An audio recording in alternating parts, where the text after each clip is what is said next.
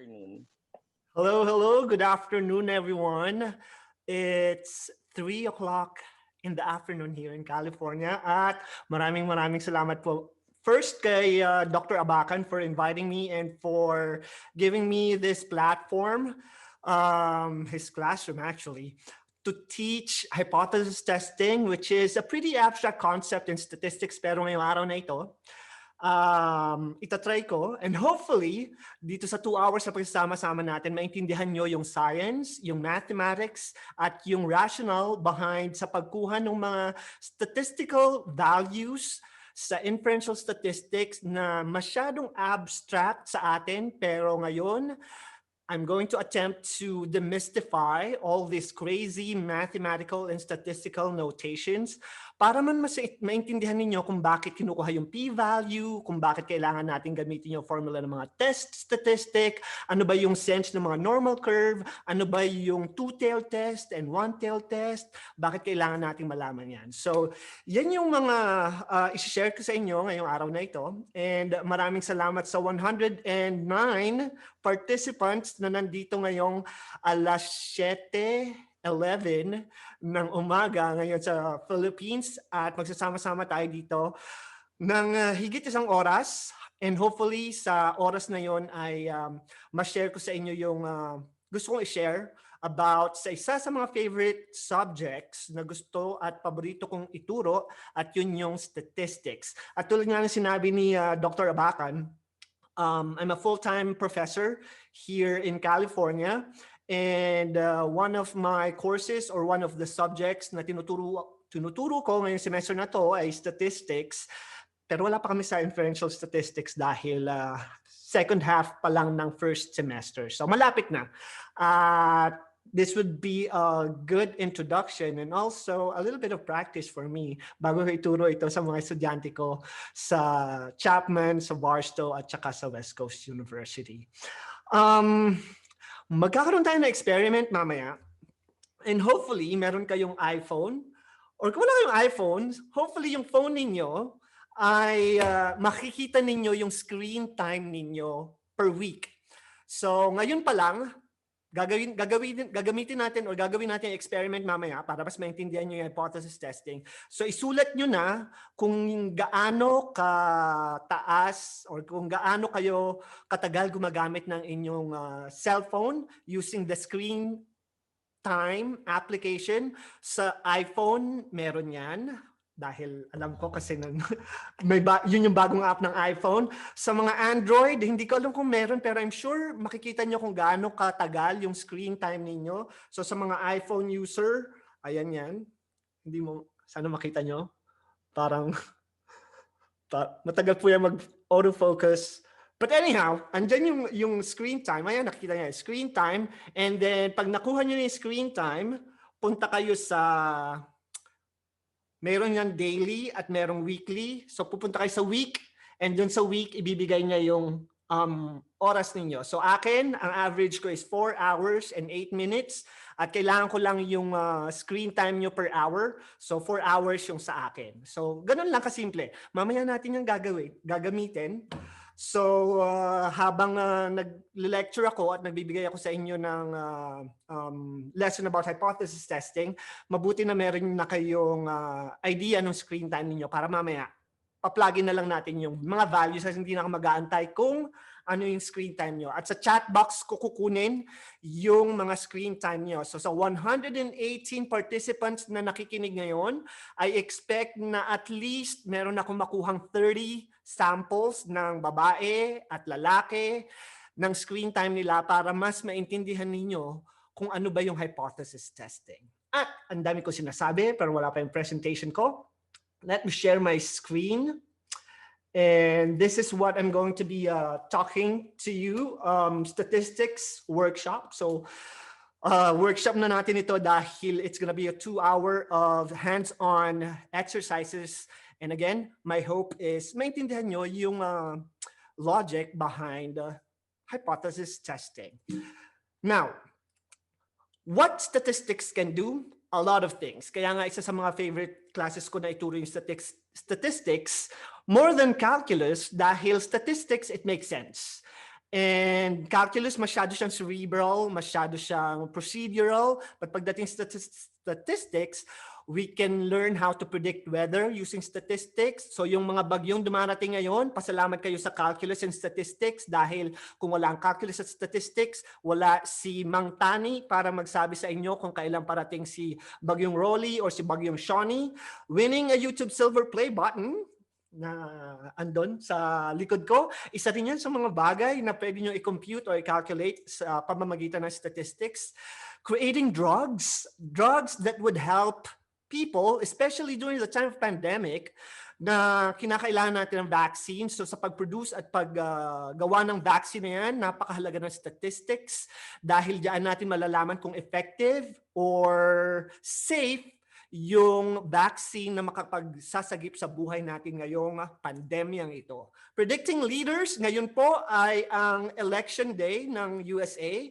So si Trump at si Biden ang naglalaban. Hindi natin alam kung sino ang mananalo at hindi ko rin naman i-share sa inyo kung sino ang iboboto ko. But statistics can help predict outcomes when it comes to election. At yan yung isa sa mga dahilan kung bakit ang mga mathematicians at statisticians malaki ang kinikita pagdating ng mga eleksyon dahil sila yung tumutulong sa mga candidates kung liyamado ba sila or dihado sa ibang mga lugar or sa kabuuan ng sinasakupan nila. Convicting criminals. Yes, we can convict criminals unbiased by using statistics. At ito yung ating gagawin later sa ating example today. So paano naman nangyari na pwede natin gamitin ng statistics at mathematics para i-convict or not convict a certain person na pinaprosecute? So diyan papasok yung simulation na tinatawag. So, ito yung ating first case for today. Kasi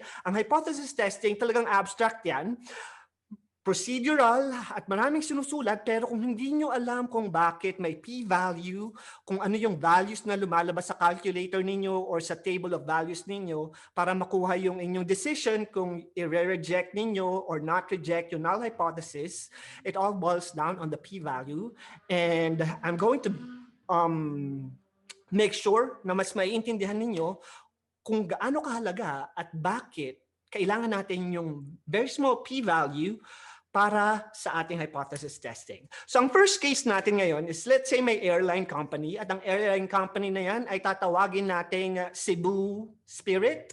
So ang Cebu Spirit, which is this one, just finished training 25 pilots, 15 male and 10 female. So mas maraming lalaki kaysa sa babaeng pilots dito sa Cebu Spirit.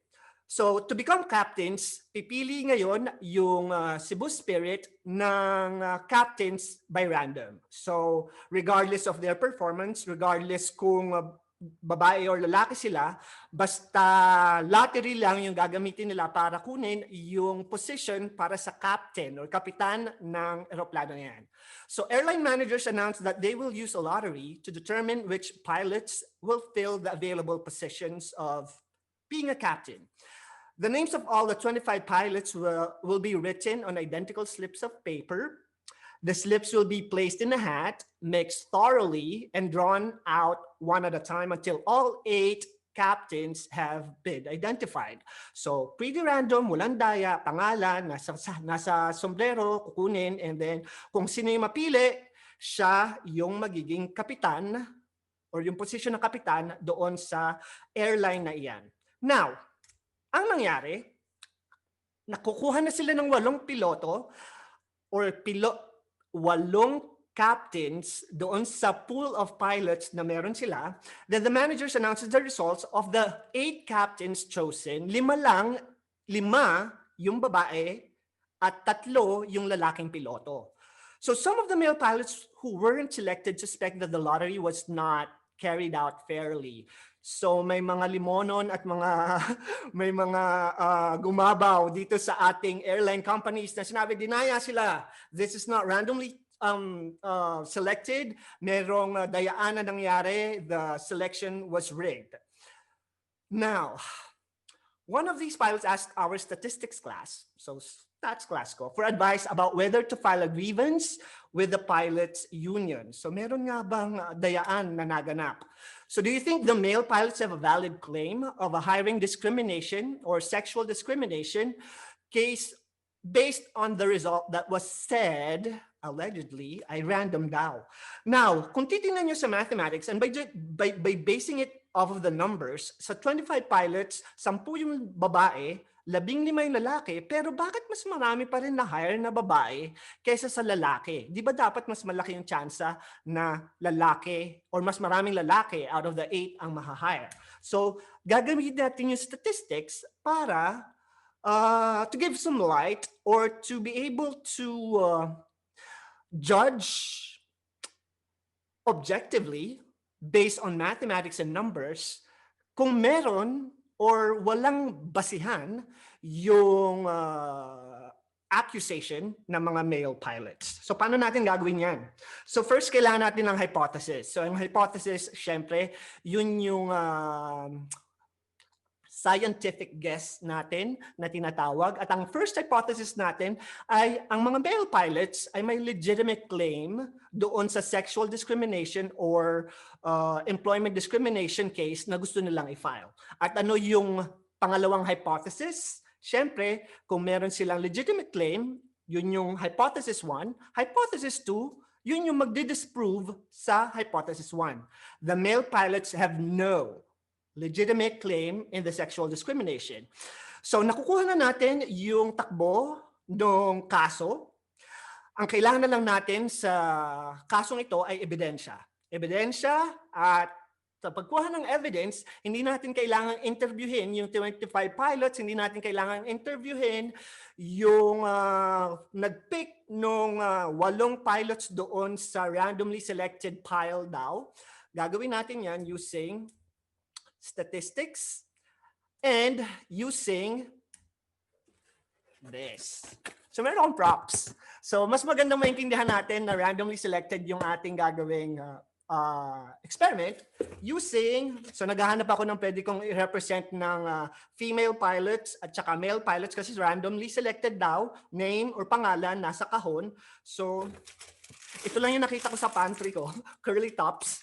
So gagamitin ko itong curly tops kasi sabi ko sa curly tops, 30 pieces. So meron tayong 30 curly tops, which is represented by 30 pilots. And we're going to divide this accordingly.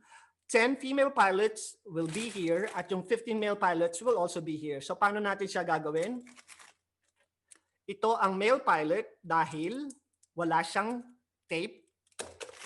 At nilagyan ko na ng marka yung female pilot at ang female pilot nito represented by 10 female pilot will have this. Yan. So ito yung mga may marka. So may mga masking tape, yun yung mga babae, yung mga walang masking tape, yung mga lalaki. So andyan na yung pool ng ating pilots. Ito yung 30 pilots at ang gagawin natin is isi-simulate natin yan. And to better show you kung ano yung simulation na ginagawa ko, mas madali yan kung nakikita nyo yung mas maraming space dito sa aking showroom. So, ipapakita ko ang aking desktop. Alright. So, sa aking desktop, nakikita ko dito, nakikita nyo yung aking document camera. Andito yung aking simulation at nakita nyo ako dyan sa camera at isi-simulate natin. So paano natin isi-simulate yung ating selection process? So sabi daw, alright. So sabi daw, meron daw female na nakuha which is 5 at male which is 3. So titingnan natin kung gaano ba yung likelihood na makakakuha tayo ng 5 babae na pilots randomly. So ito yung ating Cebu Spirit random box at ito yung ating curly tops represented by the pilots. So magsisimulate tayo. So ang gagawin ko, mag-hire ako ng 8 pilots per simulation. At bibilangin ko yung simulation 1, simulation 2, simulation 3, simulation 4, simulation 5, simulation 6, simulation 7. Gusto ko ng 10 simulation. Simulation 7, simulation 8, 9, 10, 11, 12, 13, 14. I lied. 15 yung gusto ko.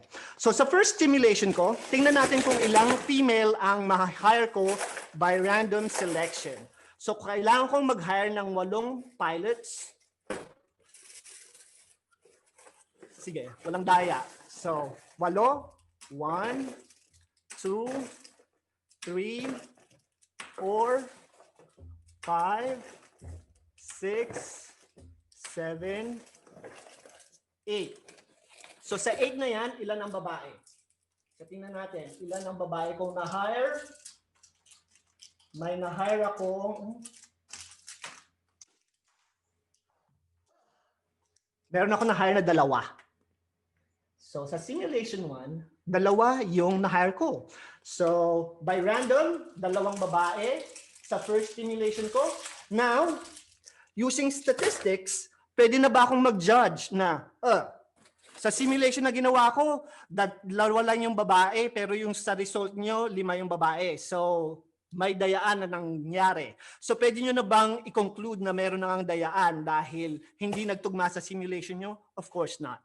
You need as many simulation as possible para mas makita natin na talagang it happened by chance at hindi yung may dayaan na nangyari. So gawa pa tayo ng isa pa.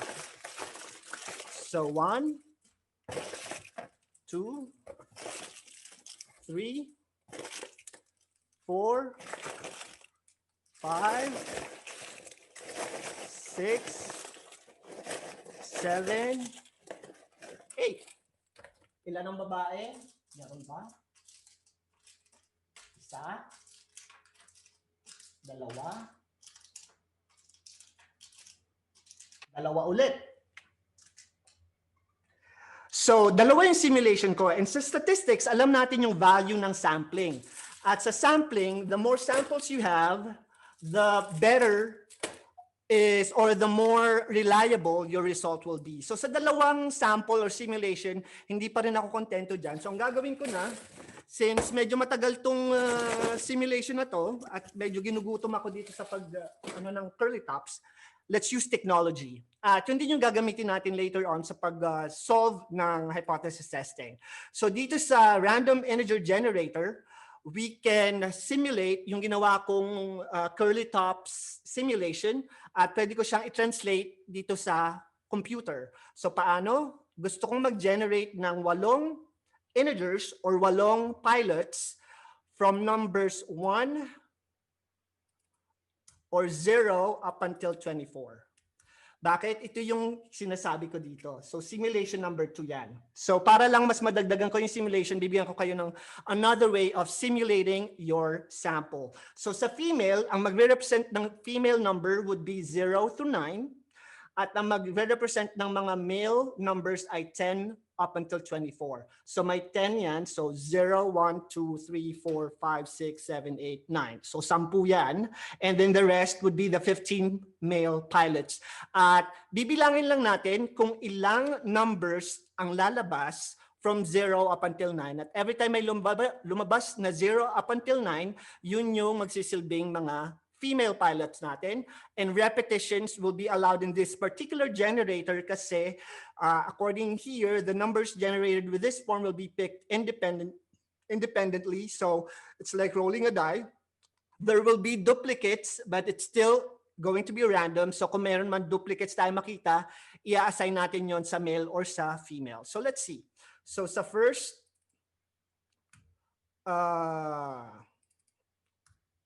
first simulation natin, which is third simulation natin. Tingnan natin kung ilan ang babae. Meron tayong 1, 2, 3, 4, 5.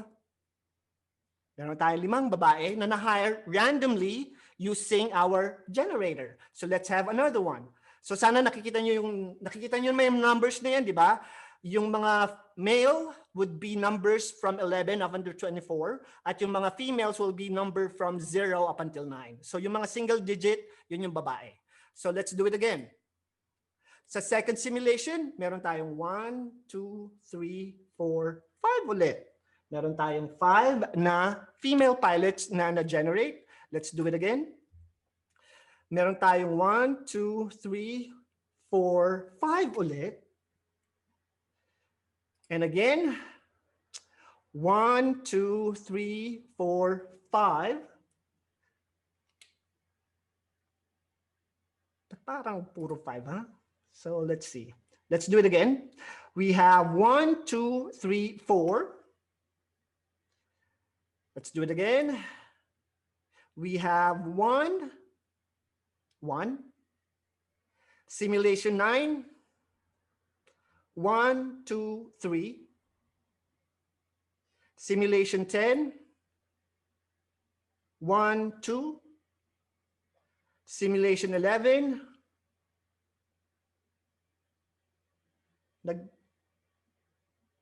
Hindi siya nag-refresh. Isa pa ulit. 1, 2, 3, 4. Isa pa.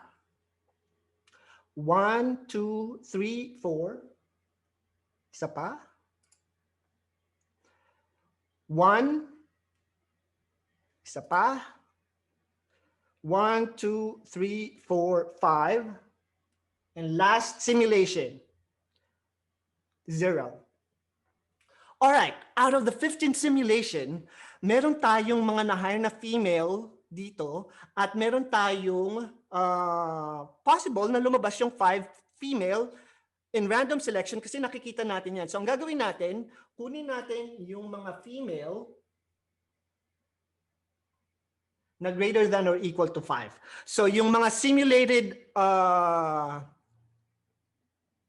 female na kung saan meron tayong na-hire na 5 or higit pang females. So yun ay 1, 2, 3, 4, 5. So 5. So 5 out of the 15 simulations na nakuha natin, nakapag-hire tayo ng 5 babaeng pilots. So kung kukunin natin yung proportion yan, 5 out of 15. What's 5 out of 15? 5 divided by 15, 30%. 33%. So 33%.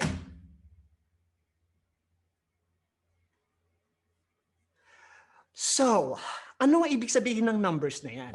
So, ibig sabihin ng numbers na yan, there is a 33% possibility na kapag nag-random selection tayo ng 8 pilots, there will be 5 or more females na pwede nating ma-hire 33% of the time.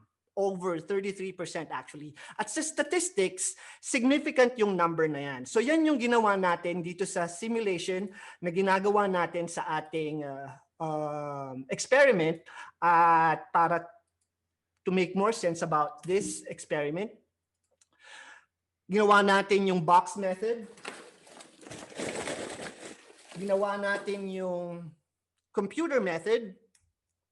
At dun sa ating simulation, we're able to find or count the simulation. So nakakapag-produce tayo ng 15 simulation, and out of the 15 simulations, 5 doon ay nakapag-hire tayo ng 5 or higit pang female. So doon pa lang makikita natin na posible na makapag-hire tayo ng 5 or higit pa na mga babaeng piloto in random. At kapag ginawa natin yung simulation natin yan, 500 times. So ginawa ko na yung 500 times dito sa computer, at sa generated computer output, nakakita ko ng 73 na simulations na kung saan nakakuha tayo ng numbers na female employees na 5 or more. At yun ay 14.6%.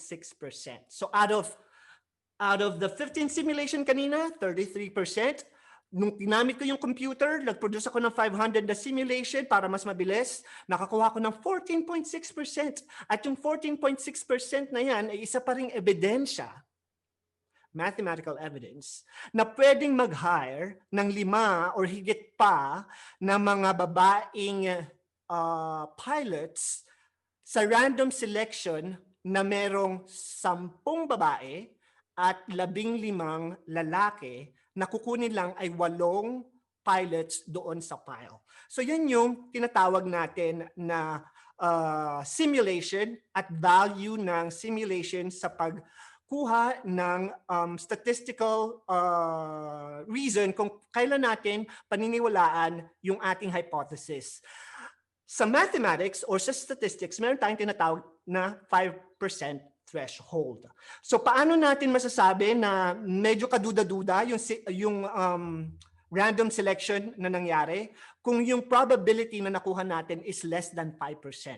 Kung yung 5 out of 15 natin or kung yung 15 simulation natin nakakuha tayo ng 0.05 sa ating percentage, yon. Pwede nating sabihin na yung mga lalaki ay merong valid claim kasi sobrang liit ng tsansa na makakuha ng 5 babae na pilots doon sa random selection. So, yan yung tandaan ninyo. Yung 5% threshold na yan or significance level, yan yung gagamitin natin mamaya sa pagkuha ng p-value. Kaya tayo merong tinatawag na significance level na 5%, 1%, or 10% kasi dyan natin binabase yung decision natin kung yung ating hypothesis na nilalabanan ay may significant evidence para paniwalaan natin yung mga hypothesis natin. So yan yung value ng hypothesis testing.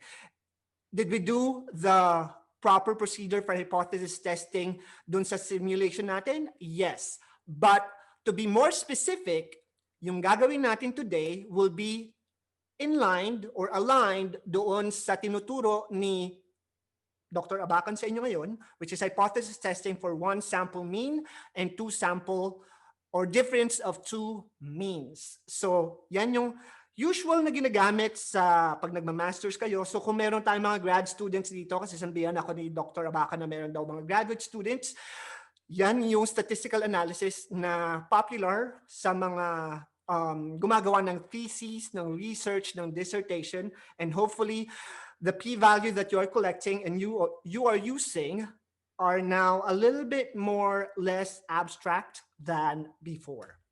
So, hypotheses. Yung una natin, the male pilots have a legitimate claim in the sexual discrimination case. Yung hypothesis 2, the male pilots have no legitimate claim in the sexual discrimination case. So ano dyan yung paniniwalaan natin or yung i-reject natin? So ibig sabihin, wala silang legitimate claim dahil meron tayong 33% chance or 14% chance sa 500 simulation natin na pwedeng makapag-hire tayo ng 5 or higit pang babae by random chance alone doon sa ating experiment. So kung sino man yung nagsasabi na dinaya sila, meron ng statistical and mathematical proof and evidence na hindi kayo dinaya dahil pwedeng mangyari na makakuha tayo by random chance or by random selection ng 5 or higit pang babae doon sa pool of pilots natin dito sa Cebu Spirit. And kung live lang to, pwede ko na ibigay sa inyo yung curly tops. Pero hindi siya live, kaya ako ang kakain ng curly tops mamaya.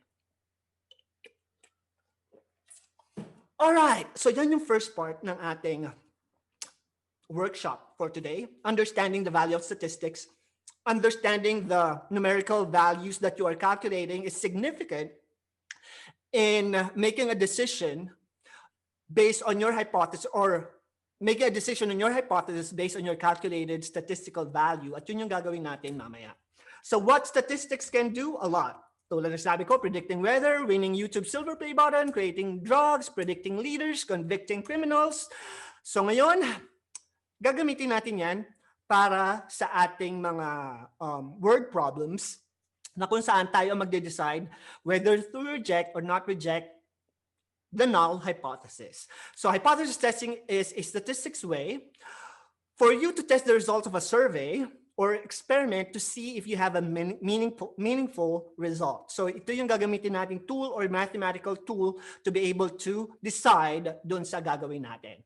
So in a nutshell, so naturo na naman sa inyo or nag-introduce na sa inyo kung ano yung hypothesis testing. So what I'm doing is just giving a more specific example para dito. So how, or yung H null na tinatawag, or H sub 0, yan yung ating claim about the population that is initially assumed to be true.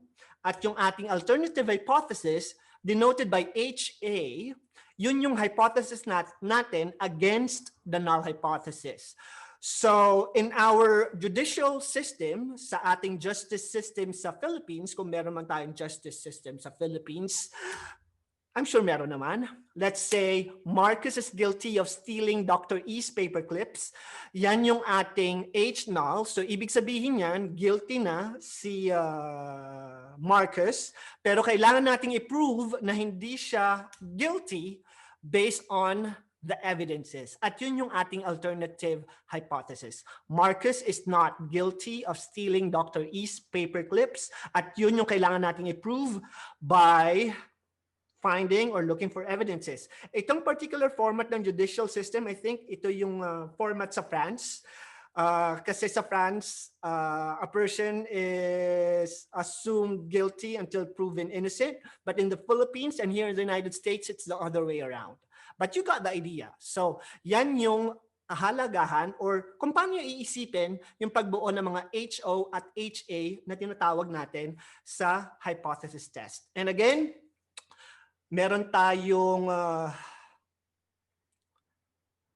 hindi ko alam kung ilan na tao ngayon, but sa mga kakarating lang, kailangan ko ng screen time ninyong mamaya. Gagawa tayo ng experiment or hypothesis test mamaya. So write it down somewhere. So kung nagkokopya kayo ng notes, yes, you can do that. But i-upload ko din itong video na to later on sa YouTube channel ko at ibibigay ko sa inyo yung link para mapanood nyo ulit. Kung gusto nyo retake ng mga notes. But for now, I want your participation later on at yun yung screen time nyo na makukuha sa inyong mga cellphone. Round up to the nearest hours. So yung sa akin 4 hours yung aking average weekly screen time. So in 7 days, on the average, 4 hours yung sinispend ko each day sa aking cellphone. Now, unang-una natin gagawin is to identify or how to be able to write our how and ha. Yun yung pinakamahalaga sa pag-solve ng hypothesis testing sa test. And also, kung gagawa kayo ng sarili nyong experiment based on surveys and based on your data collection in a little or in a later part of your academic career, kapag magsusulat na kayo ng inyong thesis or dissertation or graduate studies project. So ito yon. So first example, the EPA reports that Honda Civic's mean emission of nitrogen oxide per mile is 1.45 grams. So yan yung ini-emit na nitrogen ng Honda Civic.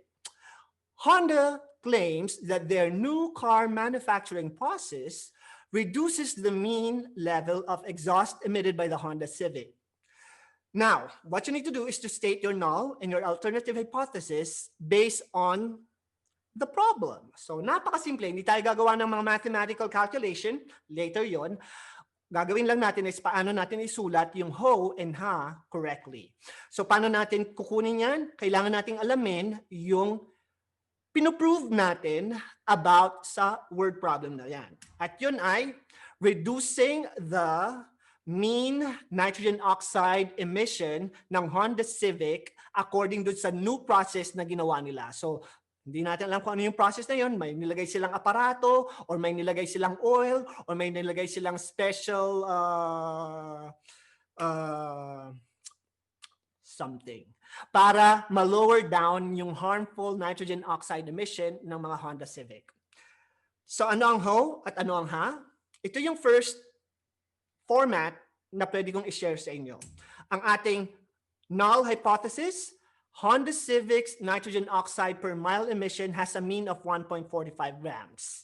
So yun yung ating HO at represented by the Greek letter mu kasi tinetest natin yung population mean based on the sample. So mu is equal to 1.45. At yung ating alternative, ang alternative natin, diyan papasok yung inequality symbol. It's either greater than, less than, or not equal to. Now, ang tanong, ano ang gagamitin natin? Less than. Kasi, dun sa keyword natin, it says yung new treatment reduces the nitrogen emission doon sa Honda Civic. So, yan yung ating ho and ha. Now, meron bang other way on how to write your null and alternative hypothesis in statistics? Of course. At ito yung usual na ginagawa ko kapag gumagawa ako ng hypothesis test sa mga test at kapag nag-grade ako ng papel. Kailangan every statistical notation and every numerical, or not numerical, but symbols that you are using kailangan defined. So here, I will define the mu, and the mu is Honda Civic's nitrogen oxide per mile emission, which has a mean of 1.45 grams. At yung ho and ha, null and alternative is mu equals 1.45, and the alternative is mu less than 1.45. And tapos na. So yan yung first part na kailangan nyo matutunan sa pagsagot ng mga word problems involving hypothesis testing. How to write your hypotheses in the correct process using this notation. So, yan yung problem number 1. Hindi ko na kayo tatanungin kung naintindihan nyo ba yung ina-explain ko. I'm assuming and hopefully tama yung assumption ko na nakuha nyo yung simple way on how to write your ho and ha. Example number 2. American Express wondered whether giving frequent flyer miles for every purchase would increase credit card usage. So gumawa ng gimmick ang American Express para mas maraming tao ang gumagamit ng credit card kasi mas maraming tao nagsaswipe, mas lalaki ang kita ng American Express. So sa mga credit card holders dyan, hinay-hinay lang po. Huwag natin payamanin ang mga bangko. Kailangan, we need to be smart, and how to be smart. Bayaran nyo yung mga inutang nyo before the cut-off para walang interest. Para hindi kikita sa inyo yung mga bangko. Anyhow, their current mean usage per individual cardholder is about $2,500 a year. Now, we need to state the hypothesis para sa claim na to at titingnan natin kung yung programa ng American Express na mambudol ng mga credit card holders na gumamit ng mga express cards nila or American Express nila ay tumataas nga. So, ano yung ho at ano yung ha? So, first, yung mean. Yung mean natin dito would be increase of credit card usage. So, yung credit card usage yung ating itetest. At yung credit card usage na yan ay na-measure natin by the amount of money people spent on the average per year mula sa paggamit ng kanilang credit card, which is 2,500. So ang ho natin, it's always going to be an equal sign. So it will be American Express has a mean card usage of $2,500 or mu is equal to 2,500 or 2,500. Ano naman yung ating alternative? Meron kayong tatlong pagpipilian at mahalaga na yung inequality na gagamitin ninyo ay tama. Ano ang inequality natin? Less than, greater than, or not equal to.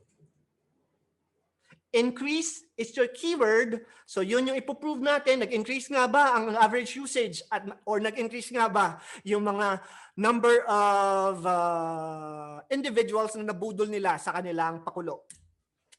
So yan ang ating alternative. Paano natin siya itetest?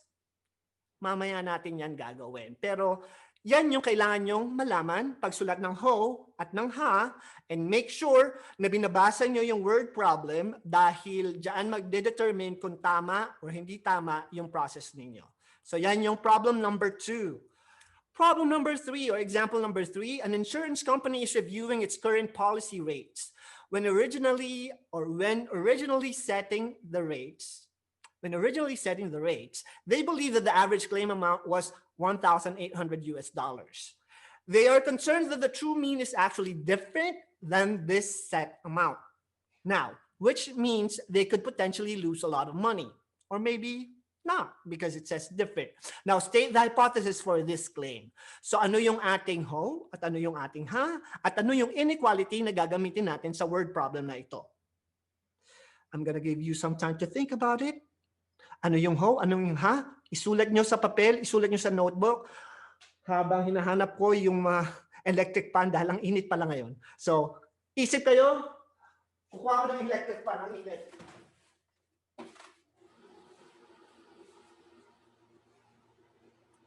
So, kung tama ang inyong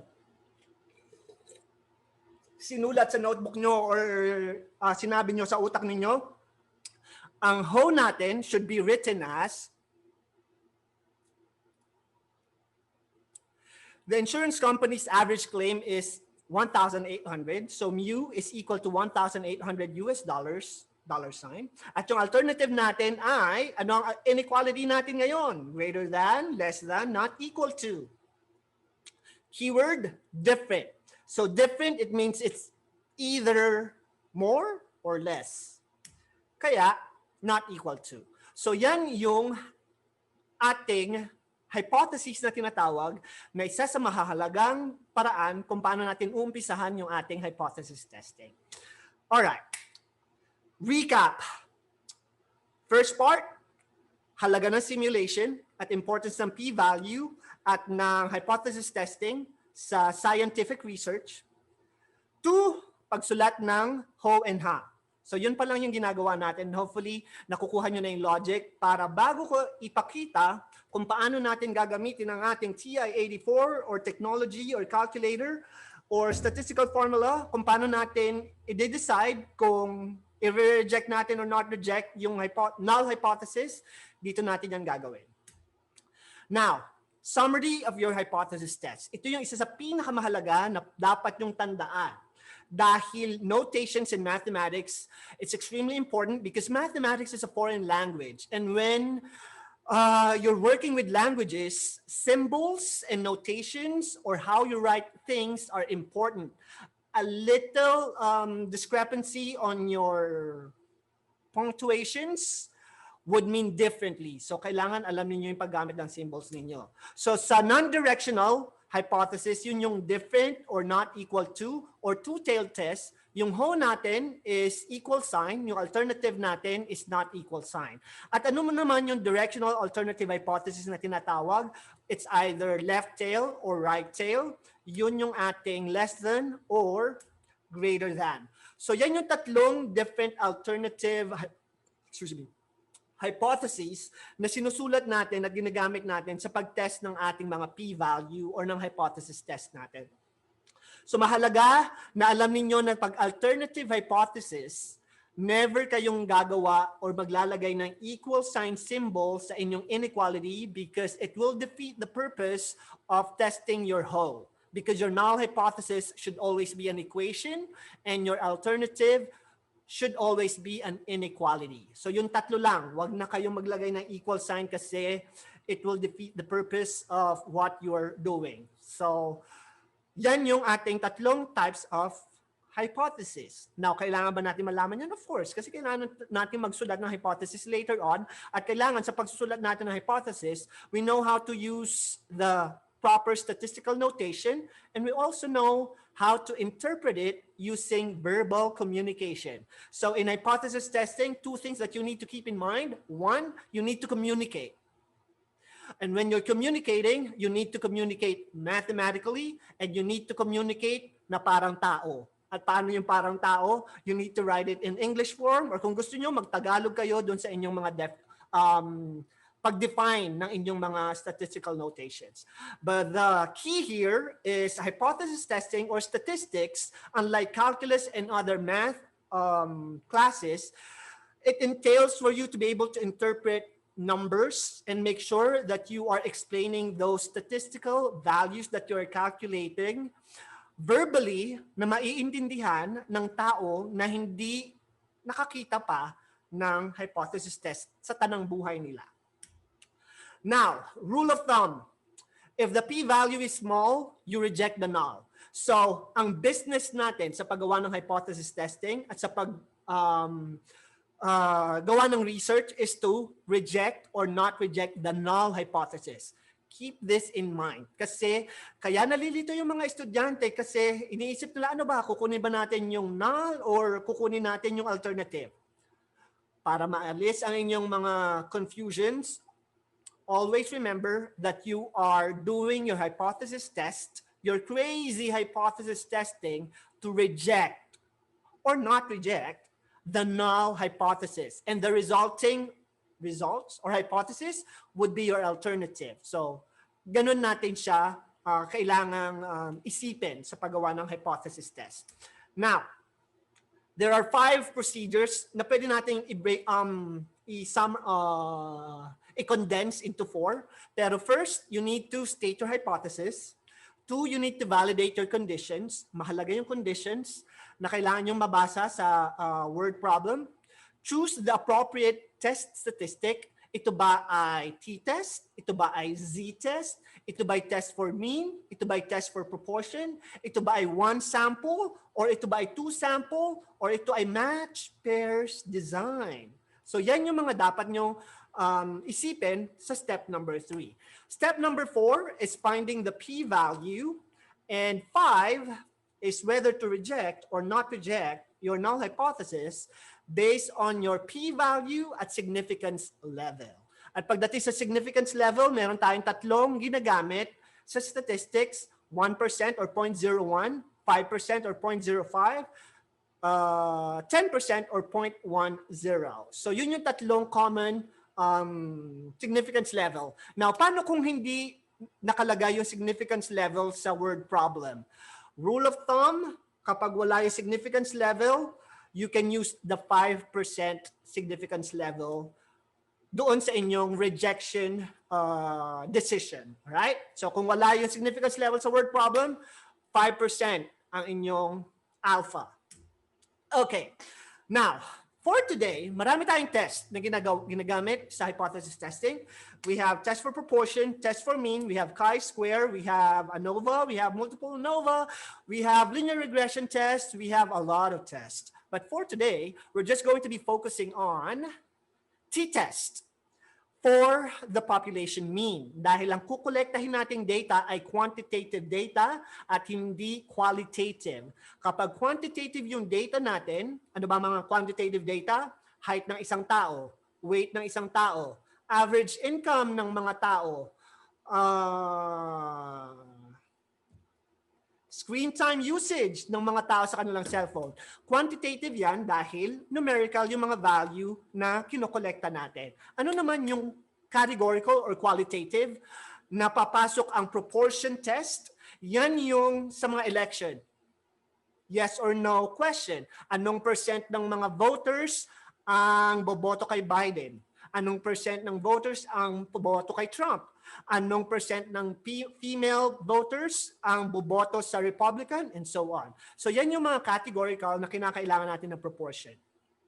But for today, hindi natin kailangan ng proportion. Magpo-focus tayo sa mean.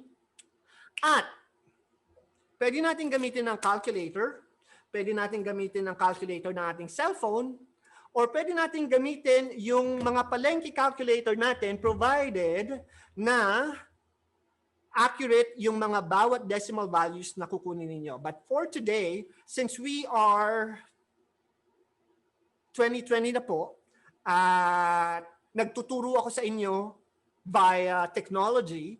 So imagine, nandito ka sa Amerika pero nagtuturo ako ng mga tao sa Pilipinas. Thanks to technology. Kaya, technology din ang gagamitin natin sa pag-compute ng ating mga test statistic dahil mas accurate maglabas ng mga values ang technology versus manual calculation. So, gagamitin natin yung mga website na pwede nyong gamitin sa pag-test ng inyong test statistic. Alright.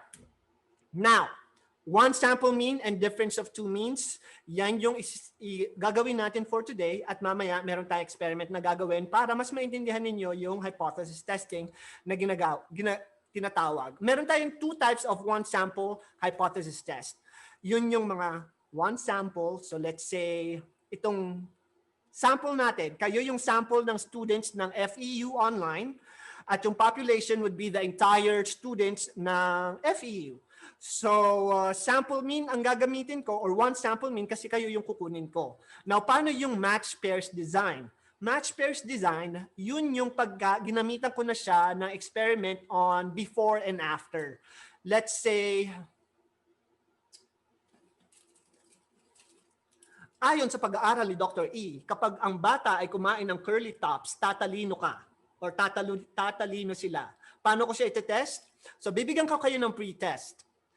10-item test, sasagutan nyo yung 10-item test, and then, ibibigay nyo sa akin. So, yun yung pre-test. And yung post-test, kakain kayo ng curly tops for 1 year, 365 days, and then titingnan natin kung tatalino kayo. So, paano natin malalaman na tumalino kayo sa curly tops? Bibigay ko ulit yung same test nyo after a year, and kukunin ko yung difference or yung before and after result ninyo. So, kung may nag-improve or may bumaba, makikita natin yon at yun ay another one sample test kasi ang kukunin natin is difference. So yung positive and negative value nung before and after na data set ninyo. Kaya one sample pa rin siya kasi hindi natin gagamitin yung pre-test and post-test. Ang gagamitin natin is yung difference ng pre-test and post-test. Now, ano naman yung difference of two means? Yan yung two independent samples. So let's say, gusto kong makita yung kaibahan ng phone usage. Mamaya, gagawin natin yan. Ng babae at ng lalaki sa FEU. Sino ba ang mas matagal gumamit ng cellphone? Babae or lalaki?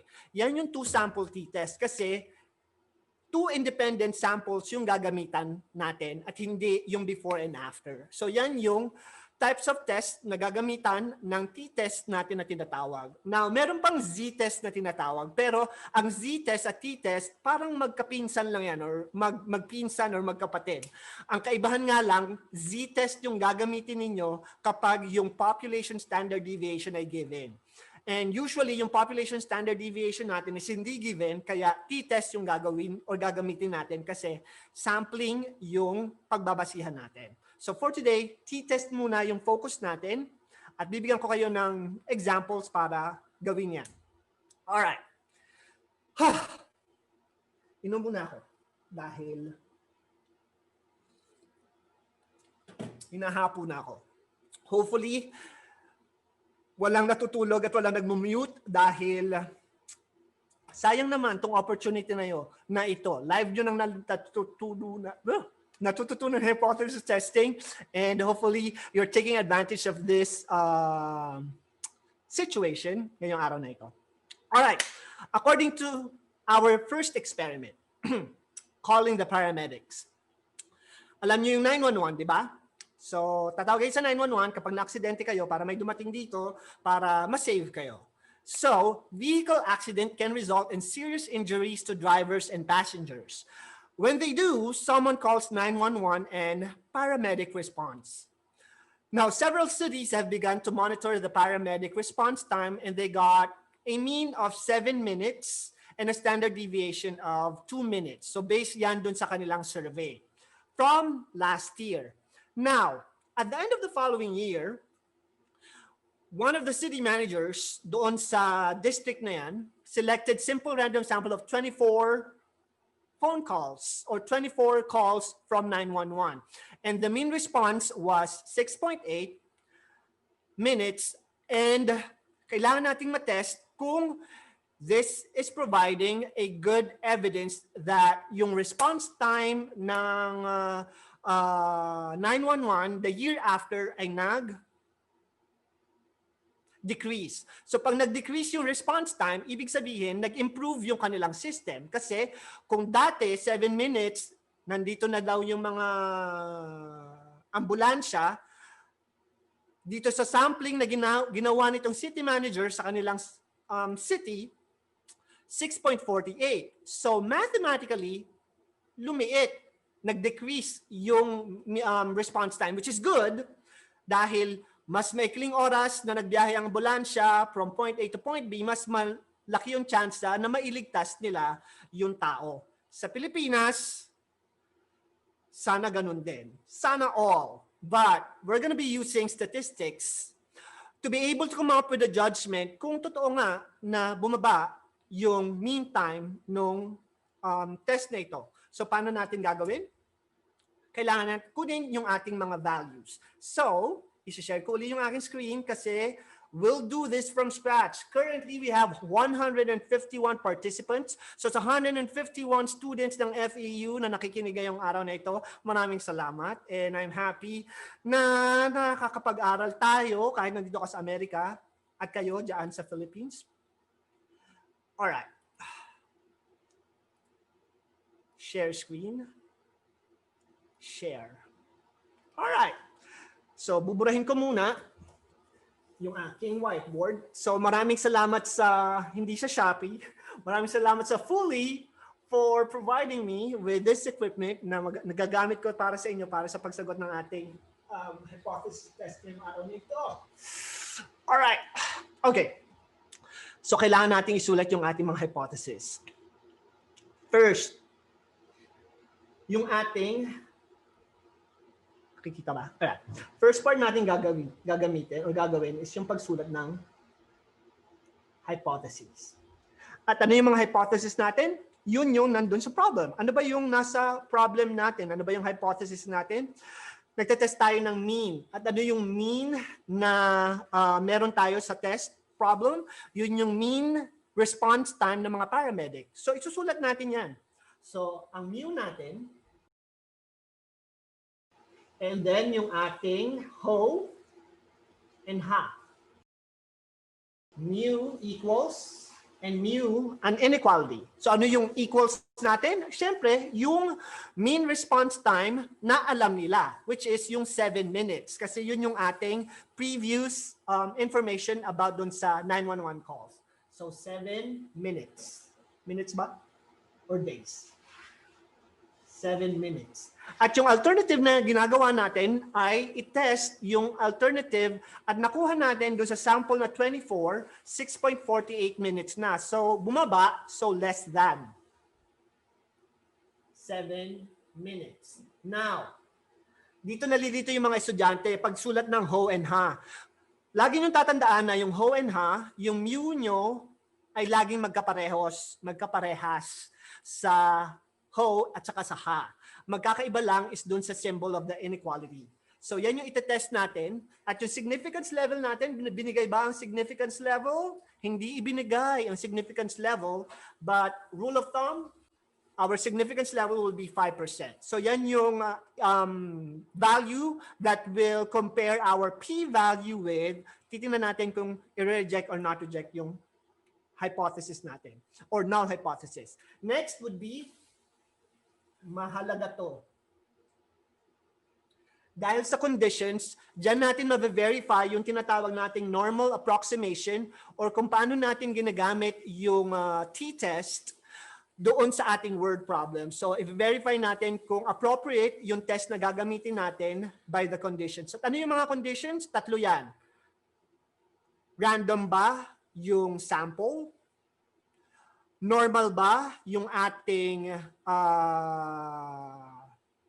sample?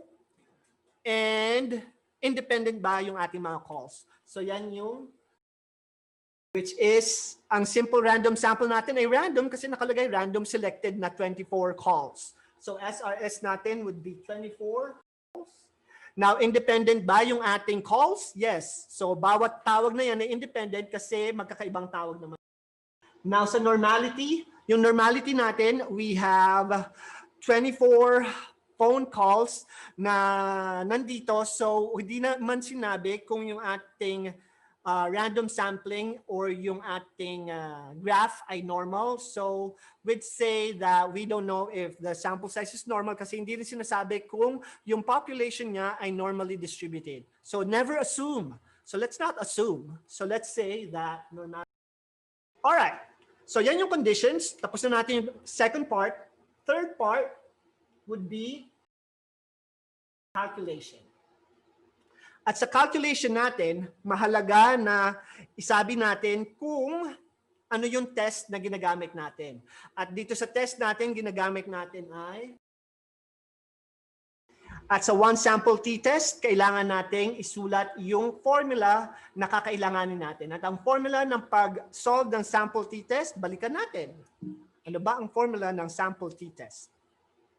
Ayun.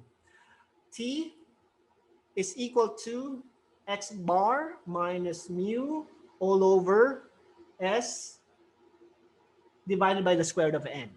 So, kukunin natin mamaya yan sa pamamagitan ng ating technology.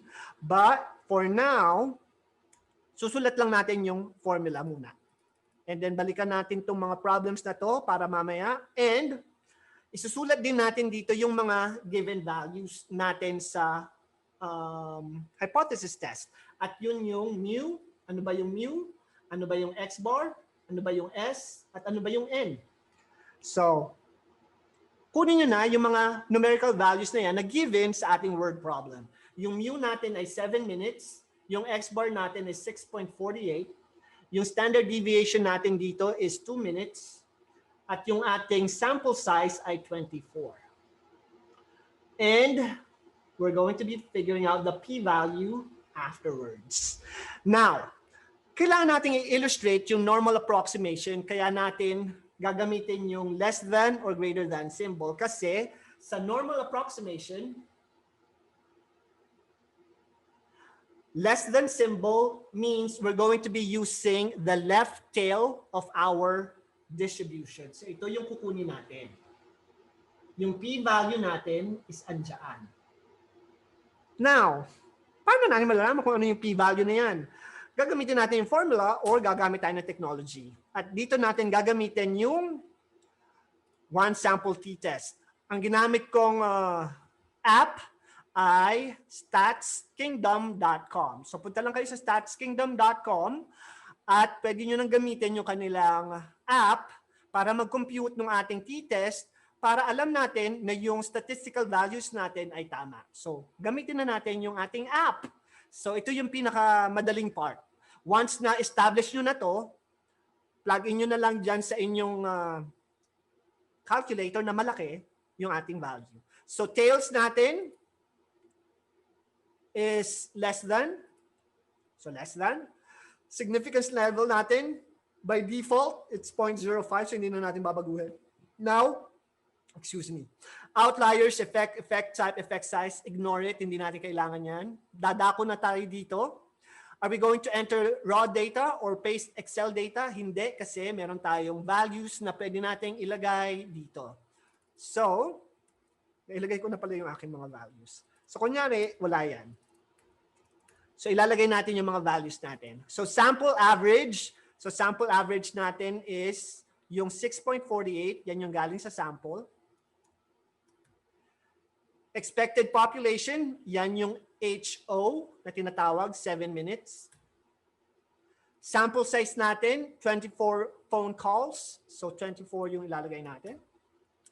At yung sample standard deviation natin dito sa ating given problem is 2 minutes. And calculate. So calculate lang natin yan at lalabas na yung kailangan natin dito. Dito at dito. So, paano natin makikita yung mga values na yan na mahalaga sa pag-decide natin whether to reject or not reject the null hypothesis? Ayan. Ang p-value natin is 10774.1077. So, about 10%.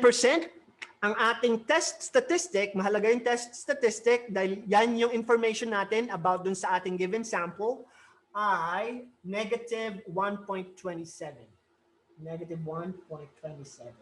Now notice na ang yung test statistic will always be negative kapag ka less than yung ginagamit ninyong alternative or yung left tail symbol. Kasi ito yung 0, ito yung positive side at ito yung negative side ng ating normal distribution. At yung p-value natin ay 1.007 which means yung rejection region natin ay about 10%. So anong ibig sabihin yan? Mahalaga itong p-value kasi dito natin i-determine kung i-reject natin yung ating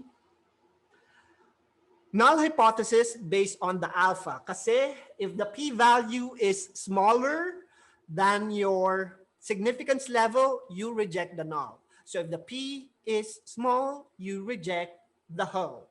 And we are going to reject or not reject the null. So is 0.0 is 1, 0 or 0.1077 less than or greater than 0.05. Obviously, it is greater than, so we are not rejecting the null hypothesis dahil masyadong malaki yung ating p-value. So, ibig sabihin yan, pwede na tayong magsulat ng ating conclusion. At ang conclusion natin, again, science pa rin yung pagsusulat ng conclusion natin kasi kailangan gumagamit tayo ng format na kailangan natin sa conclusion. Sana makikita nyo pa rin. So, isusulat ko na lang dito.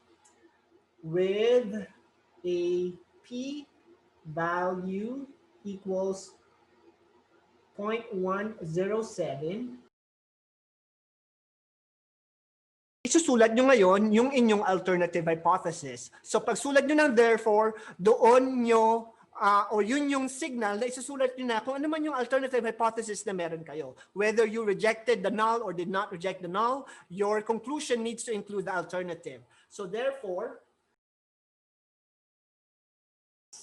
kasi hindi natin ni-reject si null, so ibig sabihin, true pa rin yung ating alternative hypothesis dahil yung ating p-value ay mas malaki doon sa ating significance level na 5%. So siguro kung yung ating alpha ay, no, even though yung alpha natin is 10%, it's still 0.11 pag ni-round natin. So you are still not rejecting the null kasi masyado malaki yung inyong p-value. So yan yung pagkuha ng ating test statistics. Again, it is a process, both mathematical and written or verbal. So make sure na alam niyo yung proseso kasi ito yung mahalaga sa pagsulat ng inyong hypothesis test. You need to be able to write your hypothesis correctly, verify the conditions, write the calculation, yung formula, okay na yan, and then yung inyong conclusion. And when you're working with your test statistic and your p-value, you can use an application or you can use your calculator, TI-84, sa pag-compute ng mga values na yan. Yan yung aking complete hypothesis test procedure. So, paano kaya niya nasalin yun? So yes, because of technology, I was able to write out all my work dyan sa aking presentation at yan yung gagamitin natin o gagamitin ninyo sa sagot ninyo ng mga hypothesis testing ninyo. Alright, next. A study is done by a community group in 2 neighboring colleges to determine which one graduate students with more math classes. So may dalawang colleges, College A and College B. College A samples 11 graduates, and their average is 4 math classes with a standard deviation of 1.5 math classes. So sa 4 na estudyante na yon, graduate sila dun sa college na yon with an average of 4 math subjects and a standard deviation of 1.5. Now yung College B naman, they sampled 9 graduates. At dun sa 9 graduates na yon, yung average math classes nila ay 3.5. Yun yung average number of math classes na tinake nila nung college with a standard deviation of 1. Now, the community group believes that a student who graduates from College A has taken more math classes on the average. Kasi obvious naman, kasi yung mean nung College A ay 4, at yung mean ng College B ay 3.5. So, mas marami nga ba o hindi? So, both populations have a normal distribution. Key element sa ating test, we need to test at 1% significance level kung totoo yung ating hypothesis. At ano yung hypothesis natin? Mas madaming math classes ang tinitake ni College A kaysa College B. So yan yung ating mga information at gagamitan natin yan ng procedure na ginamit natin kanina pero mag-iiba na ng konti yung ating solution. So let's go back to my whiteboard. At sana gising pa kayo at sana andito pa rin kayo para tapusin yung ating lesson. Anyhow, so, first, stop, hypothesis. At ano yung hypothesis natin? Meron tayo yung dalawang mean. Yung college A at college B. So, mu1, kailangan nating i-define ano yung mu1 natin would be greater than. Kasi daw yung college A, which is mu1, ay mas marami daw natitake na math classes pag graduate sila. At yung significance level ba natin ay given? Aba, given. Is it random? Sinabi ba na randomly selected yung 11 graduates? A study is done by community determining graduates to class A. Hindi sinabi. So, is it normal? Yes, according to the problem, both populations or both samples came from a normally distributed population and they're independent.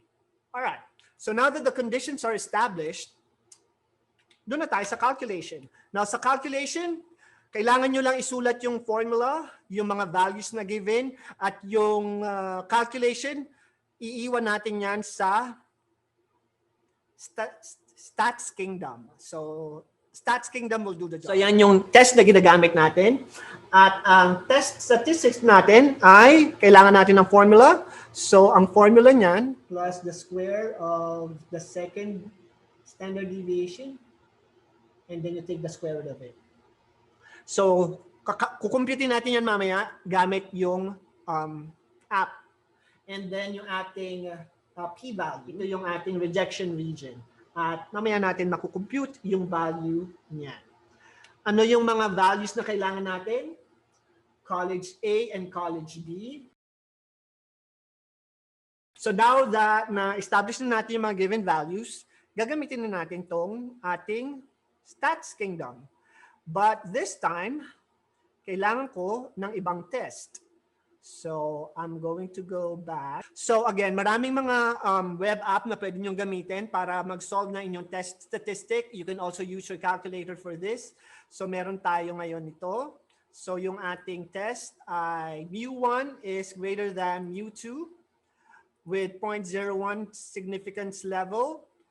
This, ignore it. And then, yung mga values natin, na-compute ko na pala kanina. So, 4, 11, 1.5. 3.59 at saka standard deviation of 1. Now, to calculate, dyan natin makikita yung mga values na kailangan natin. Dalawa lang yung mahalagang values na yan. Yan yung test statistic at yung p-value. I-reject ba natin or not reject the null? So, yung ating alpha is 0.01. So, ano ang conclusion natin? Are we going to reject or not reject the null hypothesis? Anong sagot? Reject or not reject the null. Mas malaki yung ating p-value against our significance level of 5% or even 10%. So hindi nyo nakikita yung conclusion ko, but isinulat ko siya. So, yan yung pagbuo ng ating 1 sample and 2 sample test statistic. So, kailangan lang natin makita yung process. Meron tayong 4. Write the hypothesis test, write the conditions, write the calculations, and then your conclusion. And to be able to produce your calculation and to be able to justify or decide whether to reject or not to reject the null hypothesis, you can use the formula manually or you can use yung app na pwede nyong gamitin online. Dahil sa totoong buhay, sa paggawa ng mga hypothesis testing or research, we never manually compute for the p-value. We always use technology because we eliminate human error when we are deciding some critical decision based on our hypothesis. So, mahalaga na marunong kayong gumamit ng technology para ma-produce ninyo yung writing ninyo.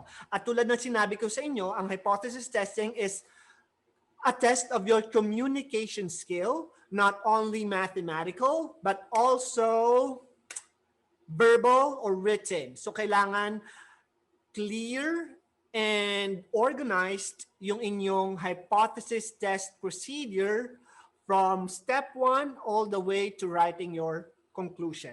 Now, yan. Gusto ko i-type in yung mail and then 4 hours. So, yun yung format ng pag-type ninyo sa chat box at gawa tayo ng hypothesis test. Ang hypothesis test natin, which gender socializes more, male or female? How are we going to compute or how are we going to decide whether which gender socialized more using the data that we're collecting in real time and then yung isusulat natin test mamaya. The same time with me. So punta kayo sa statskingdom.com at i-type natin yung mga lalabas sa chat box.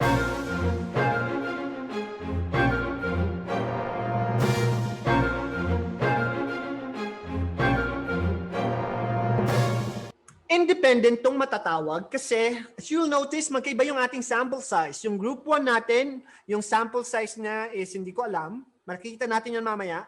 At yung group 2 natin, yung sample size niya is hindi ko rin alam. Pero let's calculate.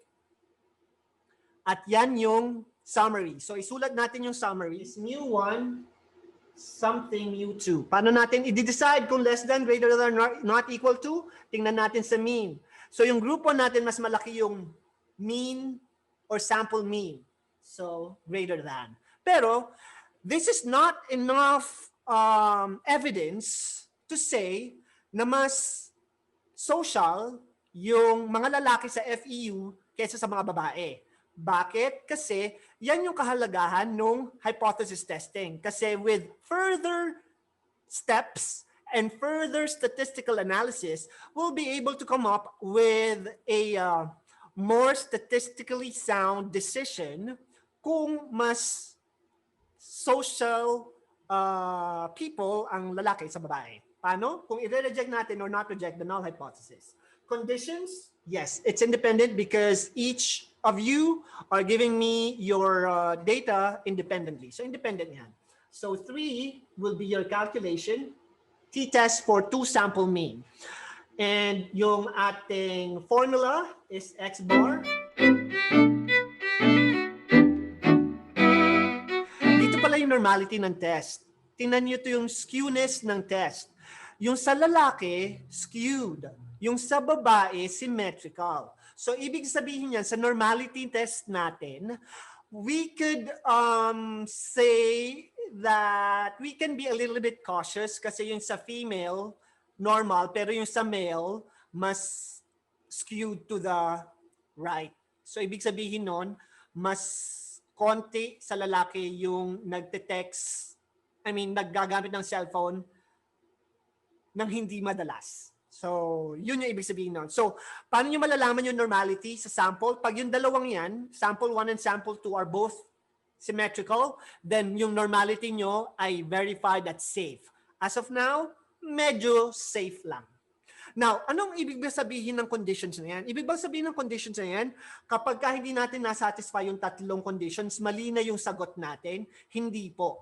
Ang ibig sabihin lang ng conditions na yan, it gives us the validity na yung statistical test na ginagamit natin, yung mga formula na yan, ay appropriate doon sa pag-reject at pag hindi reject, pag not reject natin ang null hypothesis. So basically, it's just another step to make sure that our result is more appropriate. I don't want to say reliable, but I would just say more appropriate. So calculate na natin. Tan-tararan! Ang p-value natin ay 0.12.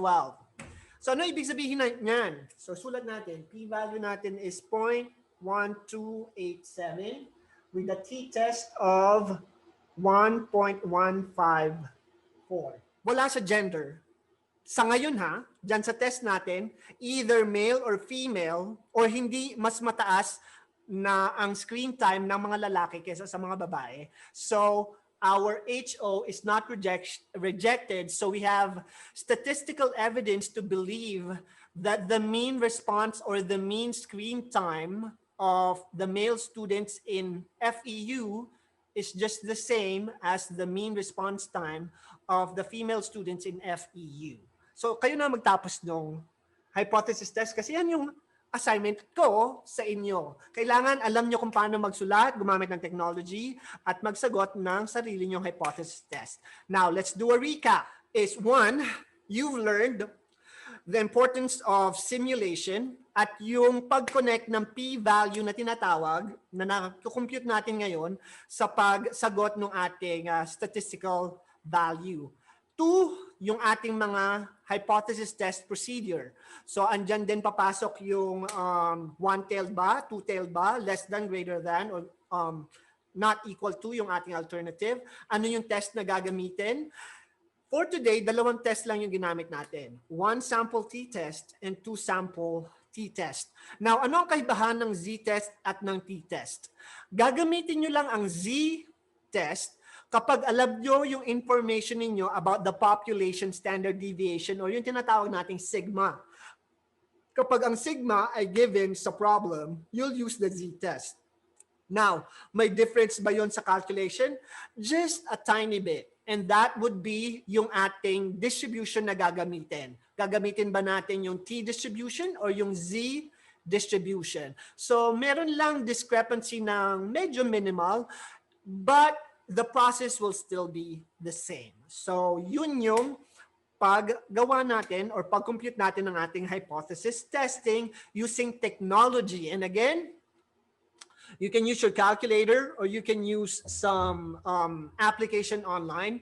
Dahil nga sinasabi ko sa inyo, it's 2020 when we are working with hypothesis testing or any statistical test for that matter, it's always easier and more convenient to use technology sa pag-produce ng ating mga test statistic or statistic na tinatawag. Alam ko na lahat tayo nag-aaral online. There are disadvantages, but there are also a lot of, there are disadvantages, but there are a lot of advantages on learning or achieving our academic goals online. One, you are learning how to be independent and you are learning how to manage your time wisely. These are the two values na hindi madaling matutunan kapag nasa loob tayo ng classroom or yung traditional class na tinatawag. So take advantage of the things that you are going to acquire while being in an online class like what we are having right now. Dahil across the globe, let's say more than 50% of mga students ngayon nag-aaral online. So it's not just you, it's not just FEU, it's not just the Philippines, it's most students across the globe. And what I want to impart to you is that it's not easy. It's never easy. If I have a choice, I would rather teach live, but it is what it is. We are in the middle of a pandemic and things that we are doing right now are all temporary. Hindi tayo forever na mag-online. And while we are in our online environment, always look for the silver lining. Always look for the positive things na ma-acquire ninyo sa pag-aaral ninyo online. Imagine if not for the online education, hindi ko matuturuan yung, ilan na ba tayo ngayon? 147 students na nasa Pilipinas ngayon while nandito ko sa California ng alas 4:47 p.m. ng hapon ng, anong araw na ba ngayon? Tuesday pa lang po. So Tuesday ako nagtuturo sa mga students of the future. At yan yung kagandahan ng paggamit ng technology. And for those of you who stuck around, check out nyo yung aking YouTube channel. So hopefully mag-subscribe kayo sa mga YouTube videos ko. Marami akong YouTube videos on statistics, specifically for hypothesis testing that you could watch. I also have a playlist of hypothesis testing na pwede nyo panoorin from proportion to ANOVA, to chi-square, to one test, to two test. So andun siya lahat, pati na yung type 1 and type 2 errors ng ating mga hypothesis tests. So visit my YouTube channel, like my Facebook page, and TikTok. Yeah, nasa TikTok din ako. So kung may TikTok kayo, hanapin niyo si Numberbender. Tuturuan kayo ng mga 1-minute math lesson sa aking TikTok. And that's it. Thank you so much for everyone. Ako ay natutuwa na lahat kayo ay nag-stick around while I am presenting. Dr. Abacan, maraming salamat. Thank you everyone. Stay safe. everyone. Next time. Bye. Bye.